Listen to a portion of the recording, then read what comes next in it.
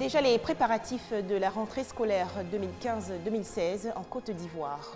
Dans les magasins, l'heure est au grand shopping. La forêt ivoirienne est dégradée. La Sodefort et la CNRA recherchent des semences de qualité pour la reconstituer. Enfin, les albinos, victimes des sacrifices humains lors des élections en Afrique. Le chanteur malien Salif Keïta réclame leur protection. Madame, Monsieur, bonsoir. La fin des grandes vacances approche et les élèves vont prendre le chemin des classes en septembre prochain. Du côté des parents, certains s'activent pour procurer aux enfants les fournitures scolaires. Notre reporter Doua de Lazer les a rencontrés aujourd'hui au Forum des marchés de la commune d'Adjamé. Marché Forum dans la commune d'Adjamé. À moins d'un mois de la reprise des cours, les tenues scolaires se font rares. Quelques commerçants ambulants comme Dominique Dikemde marquent déjà leur présence. Mais selon lui, peu de clients s'intéressent à sa marchandise. Depuis matin, j'ai vendu des sûrement. L'année passée, en tout cas, c'est poussé un peu. Mais peut-être, ça va aller. Comme il y a des élections, peut-être les gens sont pires, peut-être qu'ils vont reporter un peu. Ça, c'est 2500. Bon, ça, c'est 3500. Bon, il y a les kakis aussi, CP1 à 2500. Bon, il y a le pantalon, le collégien à 6000, 4500, tous les prix, on a. Sinon, depuis le matin, on en a vendu un peu, pas trop, mais ça va aller. Plus loin, chez les commerçants de fournitures scolaires, le décor reste le même. L'année passée, les clients venaient nombreux par rapport à cette année. Parce qu'on ne sait même pas la rentrée, pourquoi il y a d'autres qui disent c'est le 21 et il y a d'autres qui disent c'est le 14. Même si c'est le 21, c'est déjà proche. Mais cette année-là, on ne les voit pas. Dans la librairie, comme dehors, c'est le même prix. Il n'y a pas d'augmentation. Depuis le matin, c'est maintenant que je commence à vendre. Peut-être qu'on attend jusqu'à la fin du mois pour voir. Mais cette année-là, je ne sais pas. Les gens sont un peu réticents. Pour certains parents d'élèves, les moyens financiers ne leur permettent pas de faire face aux charges scolaires de leurs enfants. J'essaie de faire une activité, rien ne marche. Même un bic, même, je n'ai pas acheté. Mais c'est Dieu seul qui décide toutes choses. S'il veut que sa volonté se fasse. Mais vraiment, c'est dur. D'autres, par contre, ont pris une longueur d'avance, car pour eux, la rentrée se prépare dès le début des vacances scolaires. On n'attend pas à ce que les enfants reviennent avant de faire la rentrée. Toutefois que les enfants sont à l'école, même si tu as les moyens, tu commences à acheter des livres pour pouvoir garder.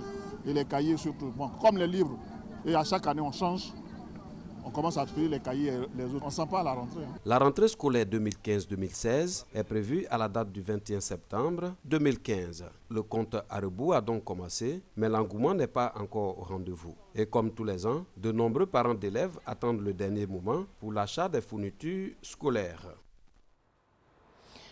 Dans l'actualité nationale encore, la présidentielle d'octobre 2015. Au total, 33 candidats ont déposé leur dossier. À noter que la liste définitive des candidats sera transmise par le Conseil constitutionnel le 10 septembre prochain.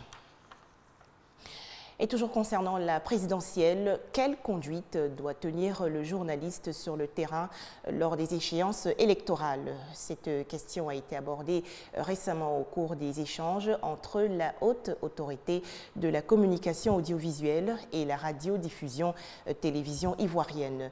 Les deux parties se sont donc accordées sur l'intérêt d'une couverture équitable de la présidentielle 2015. Mamadou Kouassi. Une couverture médiatique basée sur le principe d'équité en période pré-campagne et d'égalité lors de la campagne électorale. C'est l'objectif que s'est fixé la RTI pour la période électorale. Le directeur général de la RTI a présenté à la ACA, haute autorité de la communication audiovisuelle, un planning de couverture, afin de permettre aux différents candidats de présenter leur programme de gouvernement. Et cela passe par des émissions spécifiques sur les antennes de la RTI. Nous pouvons garantir aux Ivoiriens que nous aurons des débats en nombre important. Plus de 20 heures de débats seront organisés sur différents thèmes.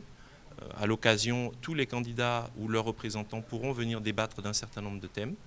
Nous pouvons également informer les candidats et les Ivoiriens que chacun des candidats aura l'occasion de faire passer des éléments organisés par leurs propres soins à l'attention des populations avec leurs propres messages confectionnés par leurs propres soins.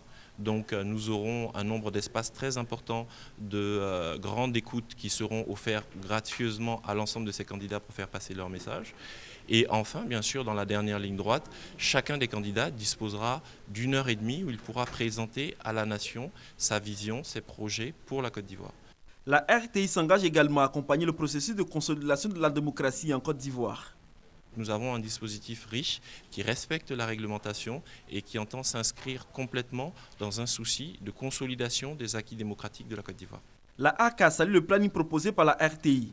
L'organe de régulation audiovisuelle s'est dit prêt à accompagner la RTI dans cette mission. L'ACA n'entend nullement faire preuve d'interventionnisme dans le cadre de ce processus électoral. Pour deux raisons d'abord. Cela est lié d'abord au professionnalisme de la RTI, qui nous le démontre de façon régulière, en tout cas dans ce cadre-là. Et surtout, nous estimons qu'il y a l'indication des principes, il y a l'expression des principes et il y a leur mise en œuvre. Nous indiquons les principes et la mise en œuvre revient à la RTI. Nous interviendrons, c'est certain, si ces principes ne sont pas respectés, mais je n'ai aucun doute là-dessus que ces principes seront respectés. Et je voudrais à cet égard rassurer toute la population quant au respect des principes édictés par la Constitution, par la loi électorale sur les questions électorales. Les émissions liées à la couverture médiatique de la présidentielle démarrent après la proclamation de la liste définitive des candidats. Suivra la couverture de la campagne sur le terrain. La RTI entend jouer pleinement la carte de l'impartialité à l'occasion de cette échéance électorale. Comme la Côte d'Ivoire, d'autres États africains, notamment le Burkina Faso et la Tanzanie, préparent des élections en octobre prochain. Dans le dernier pays cité, par exemple, les meurtres d'albinos soulèvent une préoccupation croissante à l'approche du scrutin. Aujourd'hui, la légende de la musique mandingue, Salif Keita, appelle à la protection des personnes atteintes d'albinisme. Le chanteur malien Salif Keita en lutte contre les sacrifices d'albinos, ces noirs à la peau blanche persécutés dans certains pays d'Afrique. Le musicien albino tente de sensibiliser le monde entier à ces attaques qui ont fait 76 morts depuis 2000, sans compter les amputations et mutilations. C'est complètement ignorant et c'est inacceptable qu'un être humain sacrifie un autre humain pour son bonheur. D'abord, si on me voit devant le micro en train de chanter, je crois que c'est déjà un impact pour les gens pour savoir, pour dire que je ne suis pas un monstre. Je suis une personne entière, une personne normale comme toutes les personnes sont. Et que tous les albinos sont comme moi et qu'on a besoin d'amour. Une chanson peut vraiment changer la mentalité des gens. Donc je voudrais encourager les gens à faire plus de chansons. Regardez Salif Keita, ça doit être la 5e fois qu'il est au Kenya et il va se produire ce week-end au festival de jazz. Salif a une fondation qui s'occupe de la situation critique de l'albinisme et mène des campagnes de sensibilisation. Il lance son appel à la veille d'élections en Tanzanie où des hommes politiques sont accusés d'utiliser des membres d'albinos pour faire de la sorcellerie.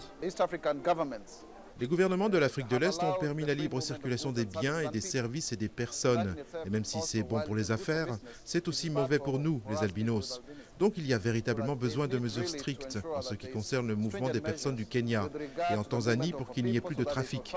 Et aussi à l'intérieur de la Tanzanie pour que les albinos ne soient pas tués par la superstition, que cela permettra à certains de gagner les élections. Retour en Côte d'Ivoire, la Société de développement des forêts et le Centre national de recherche agronomique sont au chevet des forêts. Ces deux structures ont planché récemment sur la protection du couvert forestier national. Les travaux se sont déroulés à Adzopé, dans la région de Lamé.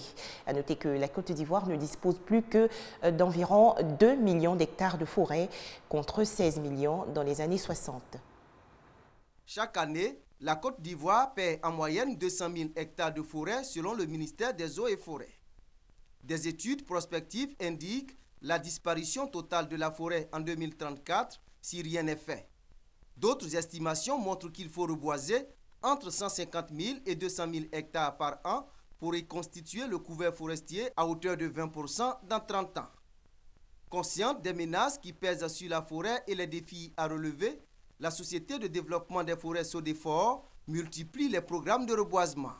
En collaboration avec les chercheurs du Centre national de recherche agronomique CNRA, elle a initié récemment à Adzopé un atelier sur la production et la disponibilité des semences et plans de qualité pour le reboisement. Il s'est agi d'identifier les meilleures espèces forestières mondialement utilisées pour la reconstitution du couvert forestier et les adapter à nos terres. Les spécialistes de la forêt ont aussi planché sur la mise en place d'un dispositif efficace de recherche forestière du CNRA et de la SODEFOR avant de faire des recommandations. Mettre en place un cadre juridique et institutionnel adapté et en cohérence avec les instruments internationaux. La mise en place d'un fonds de soutien à la recherche forestière. En attendant, la SODEFOR invite à la préservation de la forêt. Elle demande surtout à ceux qui exploitent illégalement les forêts classées et qui agressent les agents des eaux et forêts souvent en patrouille à cesser toute activité et libérer les forêts. Un commentaire de Francis Boifo. Environnement toujours. Des experts de la sous-région ouest-africaine sont réunis à Abidjan du 25 au 27 août prochain. Objectif, échanger leurs expériences sur les actions menées pour le projet RED+. Cette initiative internationale et transnationale vise à lutter contre le réchauffement climatique provoqué par les émissions de gaz à effet de serre. La Tunisie, le Madagascar, le Congo-Brazzaville, le Congo-Kinshasa et la Côte d'Ivoire, le pays hôte, sont les 5 pays participants à cet atelier sous-régional sur les politiques et mesures RED+, entendant réduction des émissions de gaz à effet de serre issues de la déforestation et de la dégradation des forêts. Cet atelier est un cadre d'échange offert aux pays participants en vue de partager leurs expériences sur ce qui est fait localement pour l'élaboration de la stratégie nationale RED+, de combler les lacunes afin que l'ensemble des pays africains parlent d'une seule voix lors de la rencontre des Nations Unies sur le climat qui se tiendra en décembre prochain à Paris, en France. Depuis son adhésion au mécanisme RED+, en 2011, la Côte d'Ivoire a mené beaucoup d'actions. Entre autres, la mise en place d'un comité interministériel et d'une plateforme de la société civile et l'élaboration d'une approche d'agriculture zéro déforestation. Une approche à laquelle le ministre Alakwa Dio accorde un intérêt particulier. Nos paysans avaient toujours pensé que les arbres entraient en concurrence avec leur production. Donc les paysans, il faut le dire, détruisaient systématiquement les arbres qui se trouvaient sur les parcelles avant de commencer à planter ou le café ou le cacao ou autre chose. Aujourd'hui, la science a démontré que ces cultures-là sont compatibles avec les arbres. Si on arrive à séparer l'agriculture de la déforestation, l'étude a été faite sur 4 spéculations, l'EVA, le palmier à huile, le riz et le cacao. La valeur ajoutée sur la période 2015-2030 de ces 4 spéculations cumulées passerait de 12 500 milliards à 17 700 milliards sur cette période-là.